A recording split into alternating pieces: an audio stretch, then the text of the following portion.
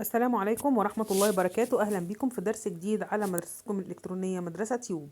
مدرسة تيوب بتقدم منهج المرحلة الابتدائية بشكل مجاني، وتقدم كل ما يهم الأسرة والطفل، وتقدم معلومات هامة لناشري الفيديوهات على اليوتيوب.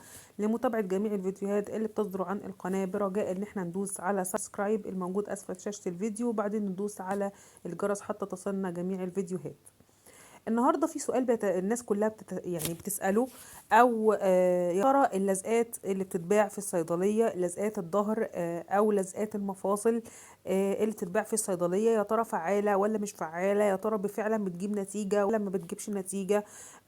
يا ترى فعلا هي لو احنا اشتريناها هتبقى الفلوس في مكانها ولا مش في مكانها؟ ان شاء الله هجاوب حضراتكم على الاسئله دي. اول حاجه يا جماعه، اللزقه موجوده في الصيدليه باشكال وانواع كتير. يعني دي واحده من انواع اللزقات. سعرها بيتراوح من 5 جنيه ل 10 جنيه، وحجمها متغير. في بتبقى حجمها كده قد الكف الايد، وفي بيبقى حجمها قد كف الايد مرتين. طيب هي بتجيب نتيجه ولا مش بتجيب نتيجه؟ الحقيقه انا بصراحه انا كنت من الناس اللي بتعتقد ان هي يعني الموضوع اشتغاله الحقيقه وعمليه يعني تجاريه بحته. ولكن يعني حصلت ظروف ما وجربنا اللزقه. الحقيقه اللزقه جابت نتيجه كويسه جدا، فعلا سكنت الالم. اثرها فضل مثلا بتاع يعني 24 ساعه. يعني الحقيقه الواحد كان يعني مش مصدق، يعني او مش متخيل ان ممكن اللزقه تجيب النتيجه دي.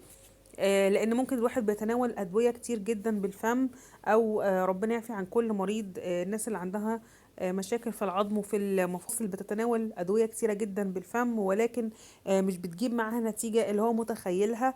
بالاضافه كمان ان ده بينعكس بالسلب على استمرار اخذ الادويه بالفم عن طريق الفم.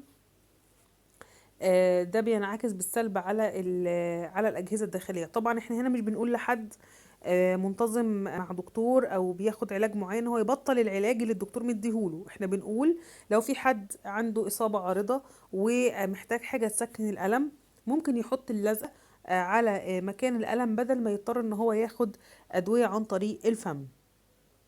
اللزقة يا جماعة فيها مادة الكبسم. الكابسن دي تعتبر المادة سبحان الله، هي المادة الفعالة اللي هي اللي احنا قلنا اسمها. المادة الفعالة دي هي المادة الفعالة أو هي المادة اللي بتخلي الفلفل الأحمر حامي، أو الفلفل الأخضر حامي، أو بتخلي الشطة حامية. المادة دي هي مادة الكابسين. المادة دي سبحان الله بتعمل يعني بتساعد في التخلص من الآلام المفاصل والآلام الروماتيزمية. ف استخدام اللزقة مفيد، مش يعني عملية نصب أو عملية تجارية. لا، الحقيقة استخدامها مفيد، وأحسن لو حد عنده إصابة عارضة أحسن ما يستخدم أدوية الفم، وهتسكن معاه الألم وهتجيب نتيجة معاه كويسة إن شاء الله. وإن شاء الله أرجو إنها تكون سبب في تخفيف آلام كل حد عنده مشكلة في المفاصل.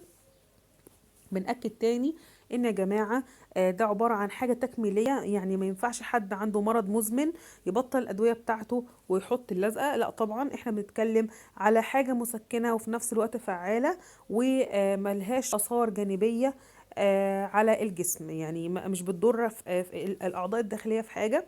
في ملاحظة بس مهمة، ان ما ينفعش نبقى احنا واخدين شاور او يعني خدنا دش، وبعدين يعني عملنا عملية استحمام ونحط اللزقة مباشرة. لا، لازم على الأقل نستنى ساعتين، لأن بتكون مسام الجلد مفتوحة، فلازم نستنى ساعتين قبل ما نحط اللزقة على مكان الألم. بتبقى كل لزقة يا جماعة معاها الإرشادات بتاعتها. يعني في لزقة بتقعد 8 ساعات، في لزقة ممكن تقعد 24 ساعة، في لزقة ممكن تقعد 48 ساعة. كل لزقة على حسب الإرشادات المكتوبة عليها.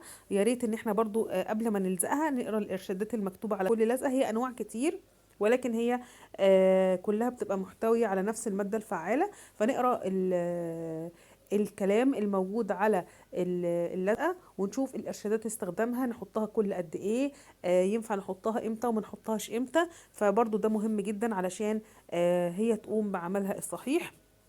أرجو أن انتوا تكونوا استفدتم من الفيديو، وتابعونا إن شاء الله في كل جديد. والسلام عليكم ورحمة الله وبركاته.